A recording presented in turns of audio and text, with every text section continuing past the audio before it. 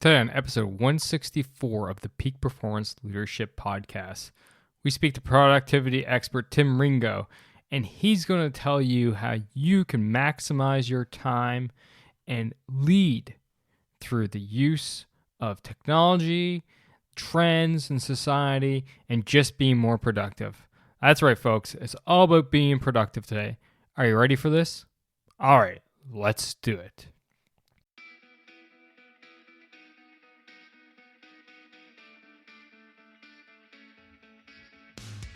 Welcome one, welcome all to the Peak Performance Leadership Podcast, a weekly podcast series dedicated to helping you hit peak performance across the three domains of leadership. Those being leading yourself, leading your team, and leading your organization. This podcast couples my 20 years of military experience as a senior Canadian Army officer with world-class guests to bring you the most complete podcast of leadership going. And for more, feel free to check out our website at movingforwardleadership.com. And with that, let's get to the show.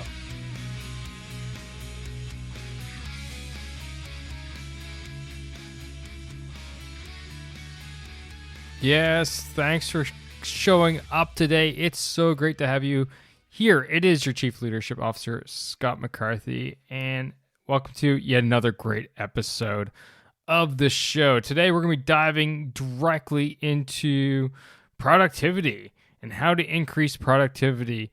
Why? Because productivity equals hitting peak performance, right?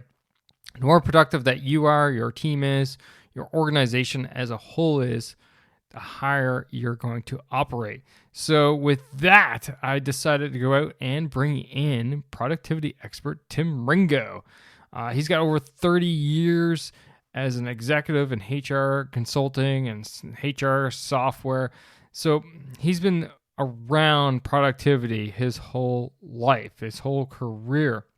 He's worked with some seriously big names like IBM Global Business Services, where he led the human capital management consulting practice. Within it, he was the vice president of SAP Success Factors for Europe, Middle East, and Africa. So a couple big name companies there, a couple huge organizations. So he may know a thing or two about leading and being productive while leading.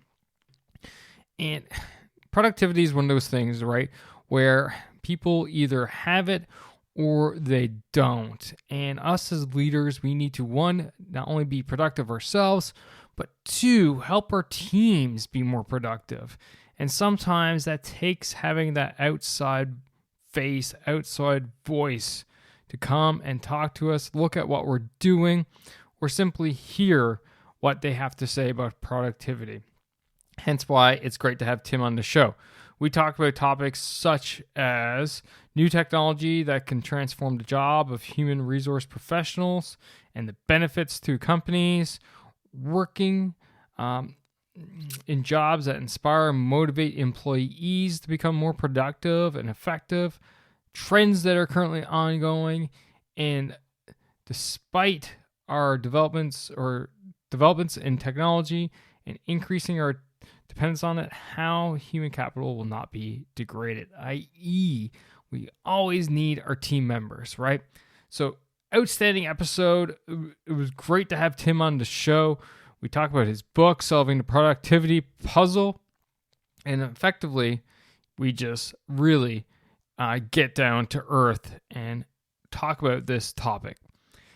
One last thing before we hit play on the interview is new resource for you, new free resource, and this is for all you leaders out there who are relatively new in your journey. If you go to movingforwardleadership.com/start, START, start, it's going to bring you to my 14 days to start leading now audio course. So basically what I did was go out, find a whack of recordings, about 10 recordings in my arsenal, package them together because they're all wrapped around basically that beginning of your leadership journey aspect, and put it together. And it's a free resource for you. You just go to that website, again, movingforwardleadership.com/start. and punch in your email address with your name, and you're going to get this basically audio course sent to you every couple days, about 10 emails across 14 days. And that's going to help you achieve greatness and help you start your leadership journey. So, with that being said, let's dive into this interview. All right. So, with that, sit back, relax, and enjoy my conversation with Tim Ringo on how you can increase productivity. Tim, welcome to the show. It's so good to have you here. Pleasure. Thanks for having me on, Scott. So we're talking today about human resources and bringing people on, and how we actually take care of our organization from the HR standpoint. So you talk about solving the productivity puzzle. So why don't we kick off with really what's the framework here from that standpoint of how do we go about solving that puzzle in the first place, or why is it even a puzzle, I guess, in the first place? Mm-hmm. Yeah, probably best to start there. Well, it's really been since the 2008 financial crash. It's really been nearly 12 years now where we've seen steadily declining people productivity. And even though the economy eventually recovered and new technology has come along, and now we have a pandemic that's come along, for 10 years, it's been 10 to 12 years, depending on how you count it. It's been the longest period in measured economic history of stagnating or declining people productivity. And it's everywhere in the world. It's not just, a Western thing or a North American thing or a European thing. It's everywhere has this issue.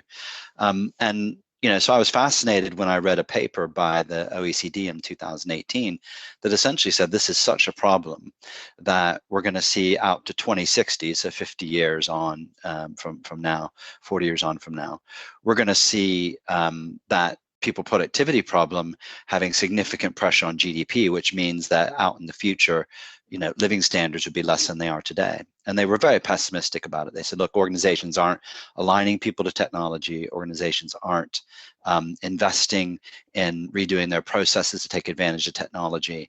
And lastly, they're not flattening out their organizations. They're sticking to old, industrial age organization structures. And to a certain extent, that's true. But I actually see organizations are starting to try to fix these things, and they're just assuming that that's going to be the case going out 50 years. So I thought, right, I think that's too pessimistic. I sat down to look at the problem and came up with a framework based on what I've seen, companies and even governments do to address this problem, just to sort of contradict what the economists say. And so, yeah, that's where the book started, and I created a framework around it. I can talk a little bit about that as well, but that's sort of the nexus of it. But it's a serious problem. And, part of it is that we're not measuring productivity properly, but really it's still, the things that OECD outlined are actual problems. They do exist and we need to fix them. Yeah, so let's dive in there. Let's go a little bit deeper. Let's outline, some of these problems and specifically, and then let's dive into how do we go about fixing them? Because as leaders out there, productivity is definitely key, because you need to have a productive organization. Your team needs to be productive in order to, hit that bottom line, regardless at the end of the day. That leaders may be wanting to connect with the people, they want to inspire and motivate them, and all this great stuff, and they businesses need to make money, and if they don't make money, well then they can't exist. So how do we go about finding out what exactly these problems are, and then how do we dive into fixing them? So the number one thing was to look at the definition of productivity. And when I did that, I immediately saw part of the problem. The other part you already touched on, which is it is about leadership. So the changes that are required to fix this problem are not that difficult. We have done them before in the past, and it really is about leaders changing mindset and then changing the mindset of the organization. So leadership is at the heart of this, and then it's really then about execution. So let's just start with the definition, because that's the first thing, that problem I ran into. So when I looked at I thought, well, I better just look up the actual definition of productivity, because to be honest, even though I've got a finance degree and I've studied lots of economics, I hadn't recalled what it was. But essentially, when I looked at the definition, it essentially said, and I'll just quote, it was various measures of the efficiency of production. A productivity measure is expressed as the ratio of output to inputs used in a production process, i.e. output per unit of input. So that's very 19th century industrial age, right? That is people on farms or in factories producing something. So right away I saw that that's a problem, because that's 200 years old, because the vast majority of people, work in an office these days, or work at home as it is, and very few, it's less than 30% work in factories, or so that just didn't work. So I came up with a different definition, and it's in the book, and it's the following: getting stuff done that measurably improves the economic and human interest of organizations and society at large. So it broadens it into kind of a three-dimensional view, rather this one dimension just based completely on widgets and value. There's other pieces to it. So what I've seen, what works in organizations to kind of fix this, is when you say, absolutely, you have to focus on the physical side, the inputs and the outputs, and how much those are worth. Even the communist Chinese are capitalists these days, right? So that's important. But there's two other pieces. There's the second, which is creating a workplace that's purpose driven, right? That people are there because they want to be, and they buy into what it is, and it creates what we call engagement, right? So an engaged workforce is highly motivated and highly productive. So when you create a workplace that allows employees to flourish and buy into what you do, then you create engagement. And that can be measured these days, down to, the dollars and cents of what that's worth. And this is a big part of the leadership bit. This is what leaders need to do, is drive engagement, create workplaces that give people the opportunity to flourish.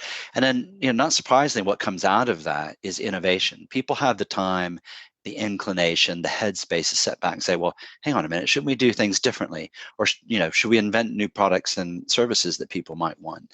And so you get that engaged workforce, and people are all bought into what you do. They create innovation. So there's kind of three pieces to it. There's absolutely the value bit, but there's driving engagement, which is what leaders should do, which then produces innovation, which, guess what, loops back around to value again. So it creates this kind of flywheel of, you get more engagement, you get more innovation, you get more value.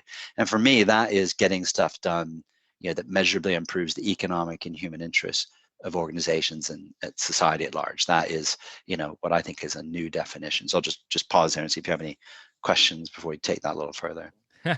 I love the leadership role in that whole explanation, that leaders are required to basically provide the space for their people to think outside the box, to have ability to feel motivated, feel engaged with their supervisor, with their leader, feel connected with them, which drives engagement, which drives innovation. And it's a great cycle. And I talk about that in my definition of leadership. Even I can see how it just fits on top, right? They really overlap. And unfortunately, that can go the opposite direction too. You can spin that in the wrong way and drive innovation down if you don't provide that space and provide that, exactly. Provide that sense of psychological safety to your team. If they don't feel like they're safe enough to bring up this great new idea. Great example, precisely, when the guy who invented the first digital camera walked into the boardroom of Kodak saying, "Hey, look at this," and everyone laughed at him to the room, because we're in the business of selling film here. Well, look where Kodak's at now. Right? Exactly. And it's spot on. So just to kind of build on that, you're absolutely right. It's the leader having the mindset of not only creating the space, but you have to create confidence, because that's what you were touching on there. You have to be confident in yourself as a leader to then be confident in your people, to leave them to get on with things. One of the things I learned early on in my career when I was at Accenture was, my teams, I used to say, look, I'm a player coach, so I'm here to help you succeed. I'm not here to tell you what to do. I give you the objectives of the project, but it's for you to execute, organize yourselves to execute on it and keep this client happy. And it just worked a treat. I learned that early on. I just give people the space to get, and they create innovation, they find new ways of doing it. And guess what? You got a happy client who's happy to pay top dollar for your people.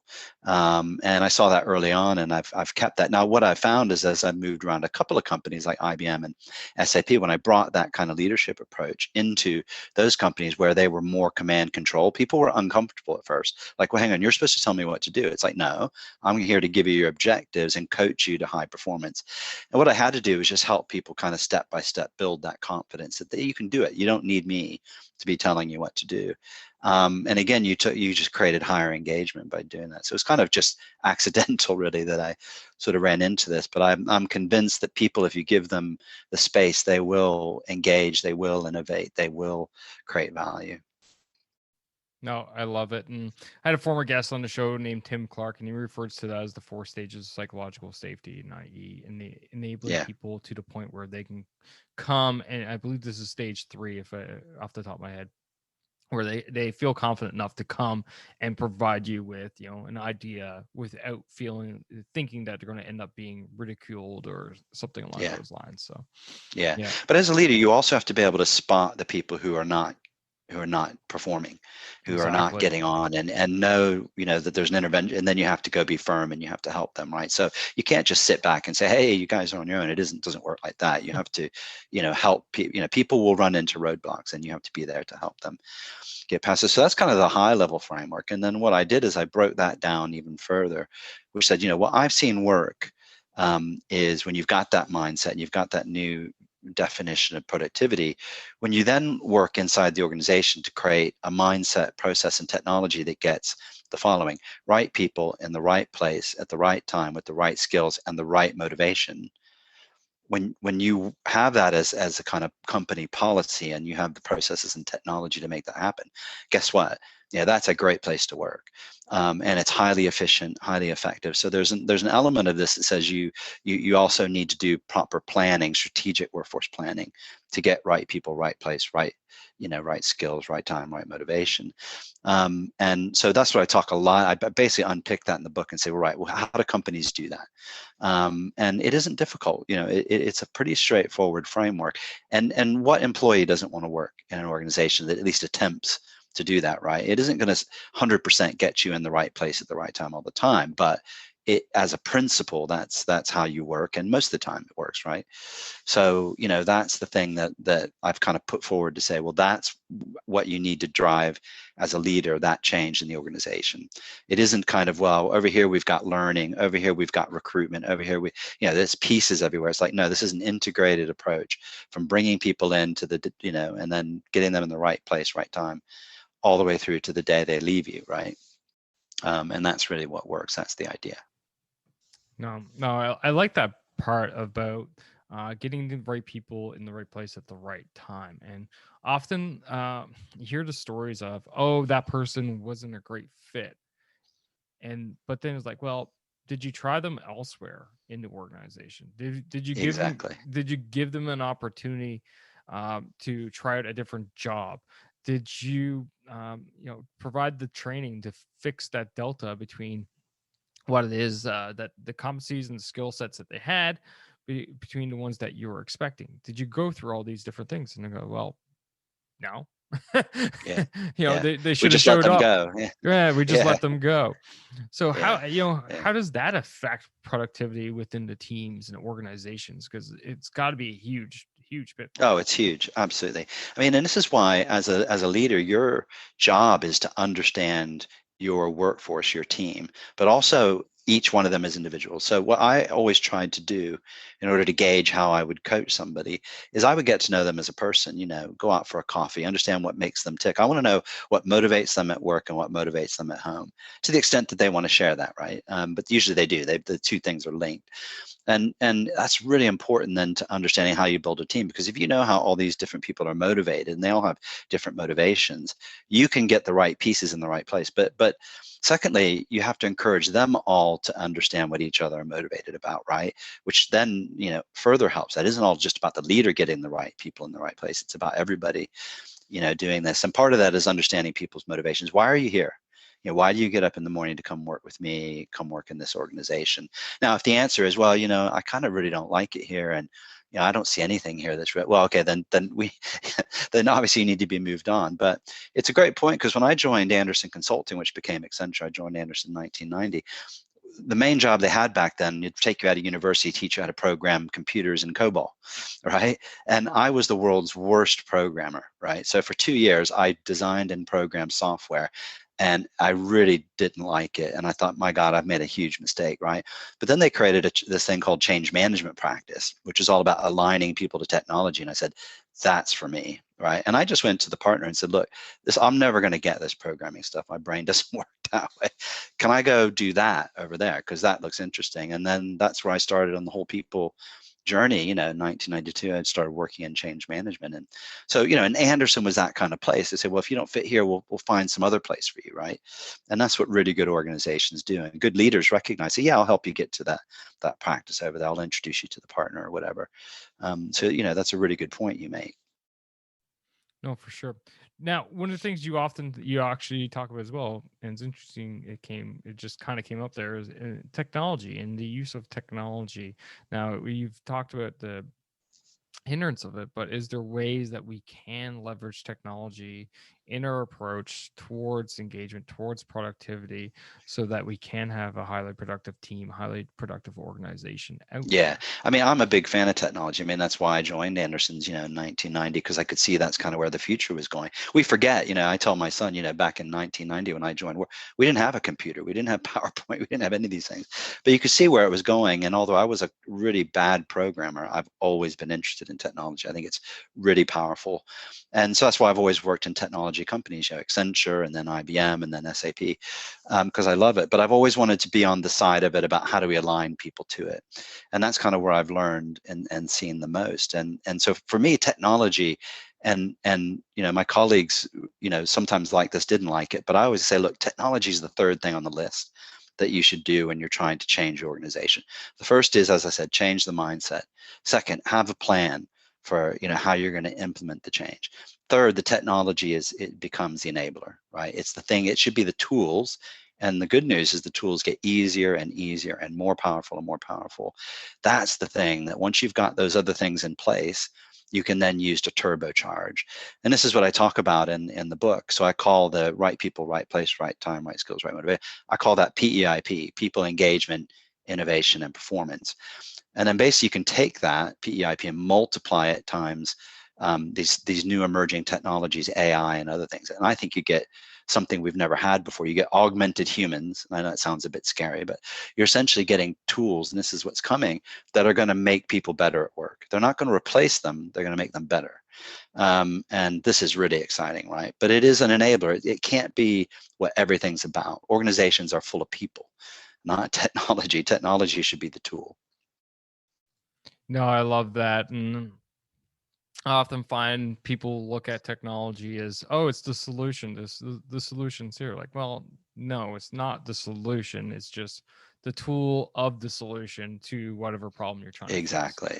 Too often I find organizations, they're trying to, like, okay, we'll just bring this piece of software and everything will be right. Like, well, no. Yeah. you Yeah. know, how do you use it? How do you employ it? Do you need training? Do your people need training for it? What is it replacing?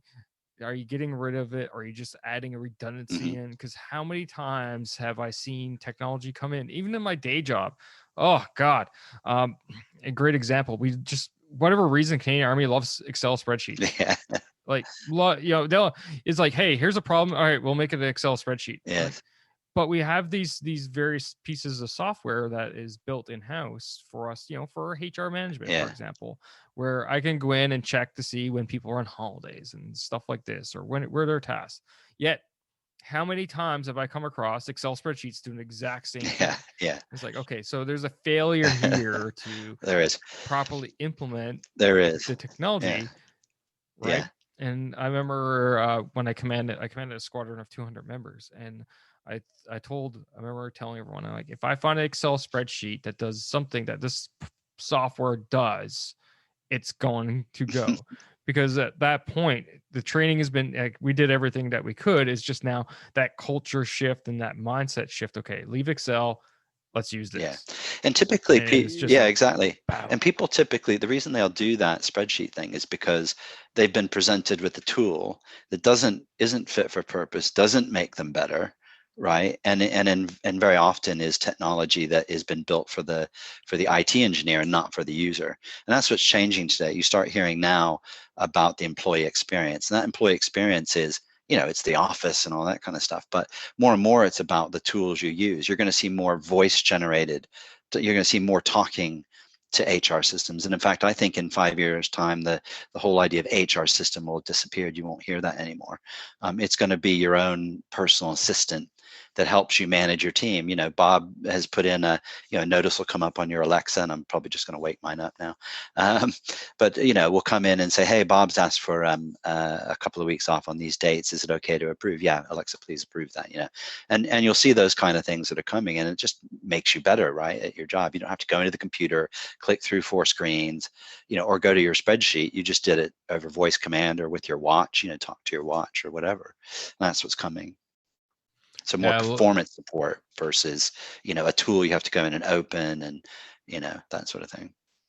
Right. Little notification from your app on your phone, swipe down, hit approve, done. Exactly. Moving on to the next thing, which I personally, I would be all for, honestly.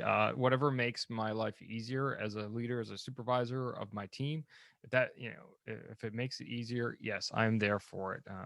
Getting away from all these old school uses, paper signatures, right? Signing, putting it in, processing it by the HR clerk, and finally it pops up into the system, and you get the paper back. I'm like, my God, like that's yeah, losing the will to live good. on that. Yeah. It sucks dry, but the worst part is it sucks the time, because now you set aside, like I would set aside at least 30 to 45 minutes of my day when I was a squadron commander, when I commanded 200 people, for all this monotonous paperwork that had to get done. Completely not value added. Right. It's just, this is, it is what it is. It's, part of governance and all this, policies and all this stuff, it had to get done. But at the same time, it's like, can we not make it easier so that I don't have to spend about 5 hours a week? And on top of that, my people, so behind me, them prepping it, my second in command reviewing it to make sure there weren't any mistakes before it came into me, and all this other stuff. So yeah, I'm definitely a huge fan of technology that enables us to do things better, quicker, easier, faster, so we can actually get on with what matters. Yeah. So back to your question, it's critical. I think technology is critical. It's becoming more and more important. The problem is, there just is too much technology for the IT engineer and not for the human. But there's a big sea change in that coming now. And that is going to help solve the productivity puzzle. Rather than systems for system's sakes, you're going to have tools that actually that step in and do that stuff for you, because the system knows you. You could see a system writing people's performance objectives for them, and then all you have to do is just kind of review it and hit a click, and there it's done, right? So that's the sort of things that will be coming. Awesome.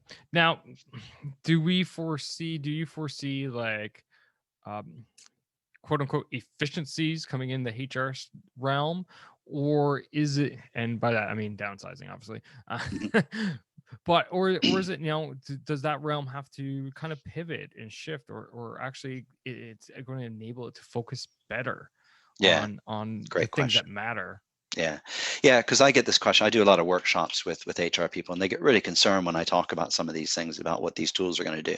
But what I spend time in the workshop showing them is that your job is not going away. It's going to change. It's going to get more interesting, and you're going to do more interesting things in the future. The technology is going to do all that admin stuff that you and your managers used to have to do, and now you can actually sit down and work with you can work on the fun stuff, getting right people, right place, right skills, right time, right motivation. That's what their job is going to be more about. And it's going to be less policy and procedures, more about strategic, getting the right people in the right place. And it won't be called HR anymore. I don't know what it's going to be called, but I think the term human resources is in its last decade, if not the last 5 years. And I don't have the term for what it's going to become. But they won't be called HR people in the future, because they won't be doing that they won't be doing, resources administration. It's going to be all about making the organization an engaged workplace. That's what their focus will be. Oh, that's awesome. I'm actually currently reading the book The Talent War. and having those two gents on the show in actually a couple Oh, right. weeks, Yeah, good. and they really focus on, HR needs to be focused on finding talent. And right now, how we go about hiring is just simply, okay, do you have these skills? Do you not have these skills? Yeah, What is your yeah, experience? What's not? And then, oh, okay, you checked the most boxes. Come yeah. on in. Vice actually going after and looking and identifying the talent skill sets that you're looking for. Not, do they have coding experience or not coding experience, blah, blah, blah. But are they motivated? Are they driven? Mm, How do they operate within teams? How do they, go get along with others? How do they make connections? All these non really accessible qualities mm, that really are what makes leaders in key senior positions, people in those yeah, positions, effective or yeah. not. So I think that potentially has a great pivot. Exactly.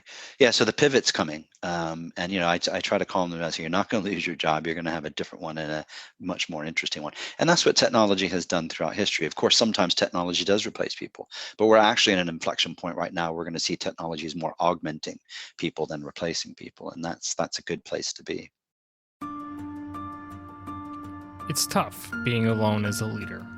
You're often in situations where you're not sure where to go. You're not sure what's the best decision. Yet, as Colin Powell once said, it's lonely at the top. And reality is, it takes time. Sure, you can read books and listen to podcasts such as this one, but nothing beats experience. But who has time for experience when you're at a situation right now that requires experience to lead yourself, your team, your organization through? That's where coaching comes in. You see, coaching enables you to unlock the experience in others. Right here, right now, you have 20 years of military service, plus 150 plus episodes of interviews and topics and research sitting at your disposal. So what are you waiting for? Are you ready to level up your game, become that leader that you know you're meant to be? Are you ready to go to the next level? If so, drop me a line, scott@movingforwardleadership.com, or swing by the website and book a discovery call through movingforwardleadership.com/book. And let's get you moving in the right direction, leading better, leading more effectively today, right here, right now. Starting off with leading yourself. And then let's focus on how you can build your high-performing team to drive your organization's output higher, faster, harder today. Not next week, not next month, but today. All right, folks, that's it. Now let's get back to the show.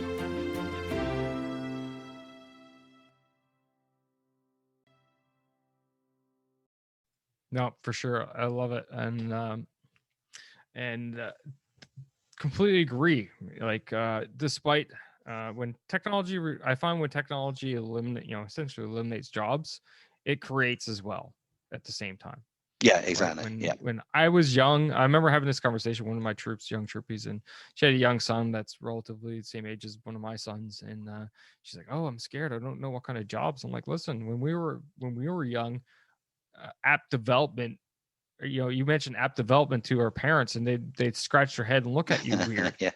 Even web development, like as things get eliminated, things come up as well all the time. Yeah. So, and I think that's one of the things that we need to be, at the forefront as leaders of our organizations, to be aware of these things. Like, okay, is this something that I actually need, or is this something I want? Is this something I can outsource? How do I take advantage of it at the right time? All these different things. Yeah. So we need to be aware of these different trends that are going on. Yeah, exactly. And a trend that's coming very strongly, and it's on the back of the pandemic, is again in the leadership space, which is that I'm convinced that leaders that showed high EQ during the past year are going to be the superstars going forward, because people will have seen these were people who could empathize and help people through really difficult time. And the managers that didn't have that capability have really struggled. And so people are going to gravitate towards those managers that looked after people during these tough times. And these tough times are going to go on for another year, right? I mean, this isn't anywhere near over yet. And so it'll be 2 years at that point. And I think you're going to see, people who have high EQ are going to be, and people, there's the question, well, are you born with it or can you develop EQ? I think it's a bit of both. If you don't have high, capability to be empathetic at work, I think you can learn that. You can teach yourself that, and I think that's a really important thing to try to. If you don't have that skill, go get some coaching, because it's going to be really important. Because I think people are going to be damaged. I think there's going to be a lot of post-traumatic post-traumatic stress, that people are going to come to work back to the offices eventually, and they're not even going to know how damaged they were from being cooped up for a year and a half with screaming kids and things. And I think there's going to be a lot of a lot of people struggling now, and even more in the future. So those leaders that are going to be able to recognize who's really hurting and do something are going to be really sought after.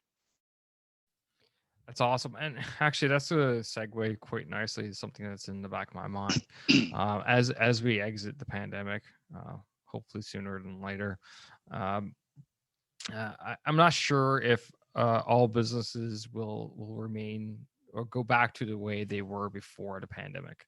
I think working from home will potentially still exist, probably not necessarily at the same levels as we see right now, but I think a lot of businesses have seen the benefits from it. But at the same time, from this productivity standpoint and human resource management standpoint, how can we ensure with teams who are in distributed across the world working from home, how can we ensure that, one, they're continuously being productive, and how do we get that engagement when we don't necessarily have that face-to-face interaction, where we don't literally see them on a daily basis, but rather through this computer screen via Zoom or whatever platform you're using? Yeah, it'd be interesting to get your view. Actually, I'll share, because I actually retired a year ago, so before the pandemic started. So I haven't been managing a team through this crisis. I managed teams through the 9/11 crisis and the 2008 crisis, and those definitely created gray hair. And I'm kind of glad I sat this one out, to be honest. But what I've heard from people, and it'd be good to get your view with your team, is that there's actually been some really positive developments, that a lot of managers are feeling a lot more comfortable letting people just get on with work, because they can't be there with them all the time. That this idea of presenteeism, there's some thought, and I'm kind of in that camp, that says that this forced working away from the office is actually going to be the death of presenteeism. It's going to see a revolution in flexible working. That's coming. I mean, one of the things that people have been studying for a while, and in Canada, actually, the government has led on this quite a bit, which is, why do we work 5 days a week? Couldn't it be 3? Why don't we have because there's studies that show humans are most productive between sort of 10 and 4, and sort of 6 to 8, something like that, 6 to 10. But we don't work that way. We come to work at 7:30 and we work to, we're not necessarily working and when our brains are the most productive.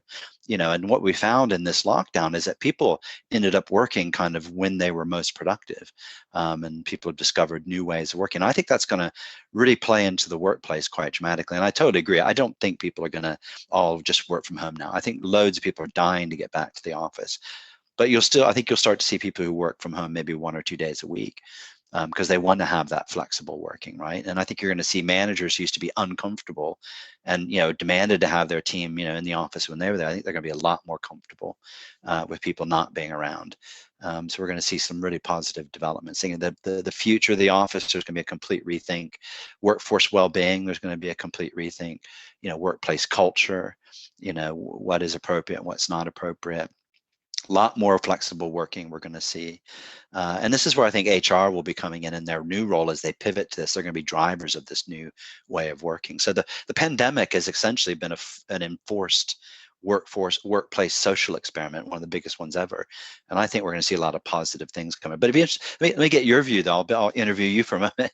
Scott, what have you seen with your teams? Has it been difficult, or has it been, good working apart, or what's it been like? Well, it's been interesting. So actually I want to back up and address a couple Sure. of points that you made there. The interesting one being people working when it best suited them or when they were most effective. And have you ever heard or read the book The Power of When by Dr. Browse? I haven't, no. No, great book, super interesting. So Dr. Browse is a sleep psychologist, sleep doctor, Mm-hmm. and he did a huge study through his experience. And essentially, what he came up with was that us humans, we are basically have 4 chronotypes, i.e., of when our circadian rhythm goes. So when do we like to be awake?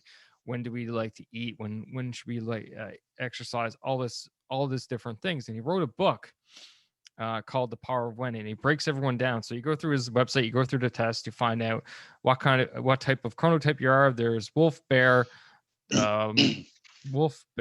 lion, and dolphin. Mm-hmm.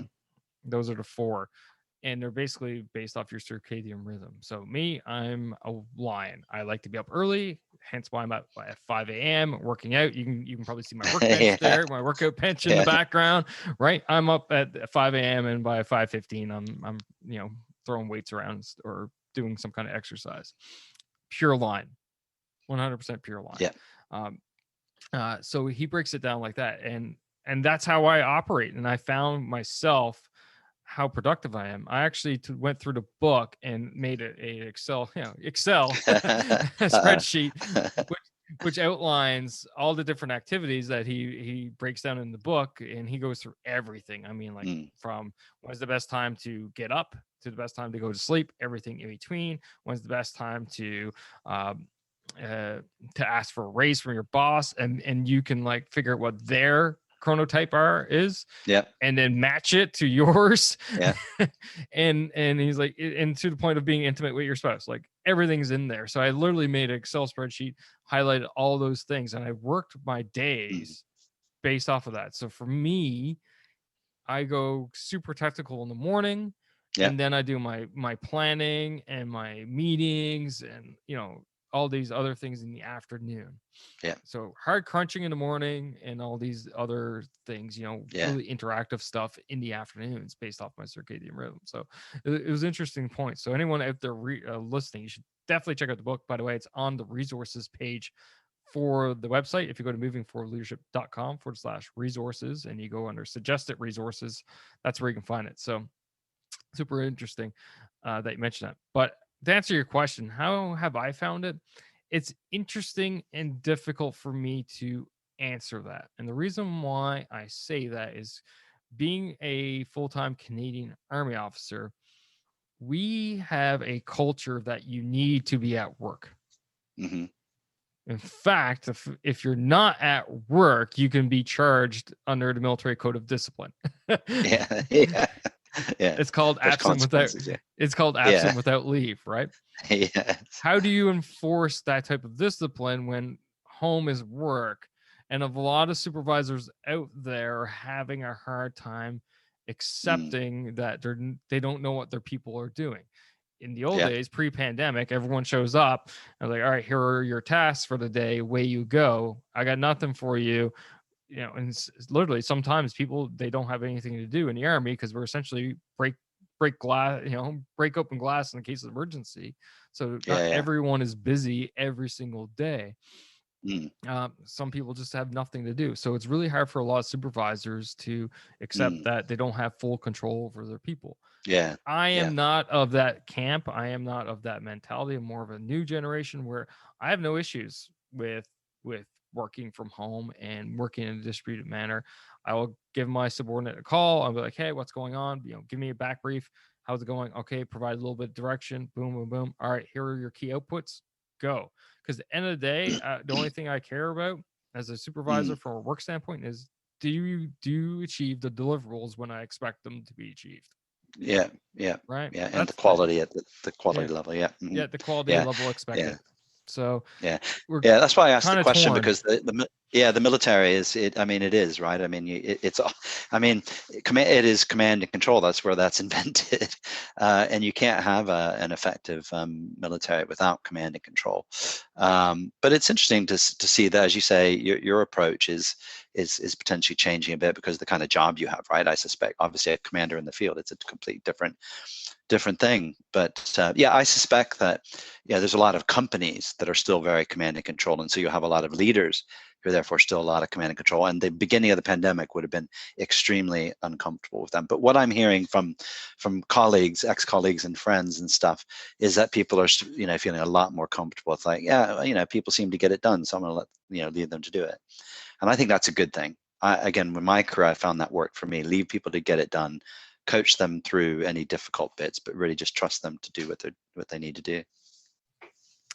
Tim, man, it's been super fascinating, and definitely a conversation when we went down a direction I did not expect, actually, from talking about productivity and the problems that are facing right now to what's the future holding for HR and management and distributed workplaces, stuff like this. Before we wrap up, I just want to ask, is there something else that really sticks out in your mind that we haven't hit yet? Because we kind of really bounced all over the board here. The conversation just flowed that way. Is there, one or two things that we should definitely go over before we wrap up I think there's a couple things to keep an eye on, in addition to what we've talked about. I think it's really important in also solving the productivity puzzle and diversifying who you hire. And I'm not just talking about workplace diversity, get more, ethnic minorities in, get more women. I'm talking about, diversity across the board, including, for instance, and a lot of companies are focused on this at the moment, is hiring people with, for instance, with autism. And that diversity is not just about some sort of scorecard. It's about actually creating innovation. So, for instance, one of the things I've been a big fan about is going out and actively recruiting people with autism, because they have specific skills that you can't get anywhere else, rare skills. So an ability to focus, an ability to think in a way that others don't, that solves problems that other people can't. And so when you look at workplace diversity, don't look just in terms of the kind of normal things we look at. Look at just broadly people with different ways of thinking, doing, looking. So broaden that thing out. And workplace diversity in that context is part of solving the productivity puzzle. I certainly have seen it over the years, and I've probably been guilty, where you end up hiring people like yourself. And you have to really challenge yourself to say, hang on a minute, I should probably be trying to find people who aren't like me. And you'll find that they then complement you, and then that creates greater engagement, greater productivity. So I think that's the only other thing we didn't touch on, but we could spend a whole hour on that one alone. Yeah, no, it's super interesting that the autism thing that you mentioned. Yeah, that's interesting. That's something that you don't see too often. But I like the diversity part. I definitely lean on that. In fact, I tell my guys, like, I need you to not think like me. I need some of you to think like me, but I also need some of you not to think like me. And what I mean by that is I need the ones to think like me, to know, to be in my headspace, to know how I would make decisions Yeah. and what my priorities are, so that they can essentially just get on with the job without having to bother me. Yeah. To be honest. It's nice But to have that. the people who, right? Yeah. So that, effectively what I'm trying to do is drive effectiveness and efficiency up and shorten that decision making cycle. I don't need to make every single decision that's going on. So if you know how I think and operate, and what decisions I make and how I make them and stuff like this, congratulations, go forth and do good things. But for the people who I need to not think like me as a leader, I need them to challenge me. I need them to identify my blind spots. I need them to think, are we taking the easy route out here, or is there another way, or am I being too judgmental or too harsh, or challenge me as a leader of the organization to do better. Yeah. So, and sometimes that takes hiring people I like from that different diversity. ethnic backgrounds, different maybe with disabilities. I mean, you have to really broaden the net. And I look back on my career and said I could have probably done better in that respect, because I had the same approach you did. I was always looking to put teams that were complementary. That I always looked for people smarter than me, right? That was always important to me. But I should have broadened that to people that were just completely different from me, right? So the guy with the tattoos and the nose ring, who was on the autistic spectrum, I should have got that guy in, right? Or gal, but I think that's going to be a big part of solving the productivity puzzle going forward. Really questioning why, do we need a degree? That there's another bit of diversity. Do you always have to have somebody with a degree? And I wrote a blog on this recently about, degree bias. Are we missing out on top talent by immediately saying, well, you have to have at minimum a bachelor's degree? And I really look at that and go, wow, I probably could have got, a lot more talented people if I hadn't always had that as a criteria. No, I couldn't agree with you more. I think as we go forth with time, education will begin to get questioned, the education system. And I actually found myself, because I got two young boys, one who's in school, one not in daycare. But I found myself with the pandemic going, what a great time for us to reform the entire education system, because here in Canada, we still do the September, late August / beginning of September to end of June cycle, and then big summer break. I'm like, why are we still doing this? Like not every family has someone at home that can take care of the kids during the summer. I do not. Both wife and I work. So why are we doing this huge, massive break in the summer and no time off throughout the rest of the year? And there's so many other countries out there who do differently that we could do better. So awesome. Love the conversation. Tim, as we wrap up, a couple last questions for you. Sure. One being a question I asked all the guests here at Moving Forward Leadership. And that's according to Tim Ringo, what makes a great leader? I think a great leader is, we've touched on a lot of it, but I think to try to summarize it, a great leader is always curious, is confident in themselves, and creates that in others. It's simple, to the point, but effective. Love it. And finally, how can people find you? How can they follow you? Grab a copy of the book? It's all about you right now. Really simple. It's great having the last name Ringo. People remember it. But my website's timringo.com, and you can order my latest book, Solving the Productivity Puzzle, on that book. You can find it on Amazon. And then my new book that's coming out later this year, The Accidental Globalist. Keep an eye out for that towards the end of the year. Awesome. As always, for you, the listeners, easy. Go to movingforwardleadership.com/164. Links are in the show notes. Tim, again, thanks for coming out. Thanks for taking time out of your schedule. It's been a pleasure. It's been an honor, sir. Great having you. My pleasure. Thanks a lot, Scott. Appreciate it.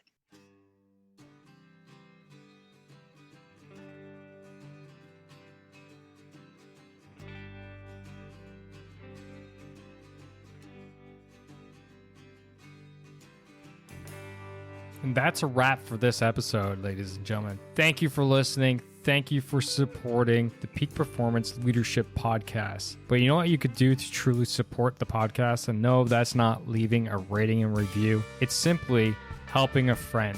And that is helping a friend by sharing this episode with them if you think this would resonate with them and help them elevate their performance level, whether that's within themselves, their teams, or their organization. So do that. Help me, help a friend, win-win all around. And hey, you look like a great friend at the same time. So just hit that little share button on your app, and then feel free to fire this episode to anyone that you feel would benefit from it. Finally, there's always more. There's always more lessons around being the highest performing leader that you can possibly be, whether that's for yourself, your team, or your organization. So why don't you subscribe? Subscribe to the show via movingforwardleadership.com/subscribe. And until next time, lead, don't boss, and thanks for coming out. Take care now.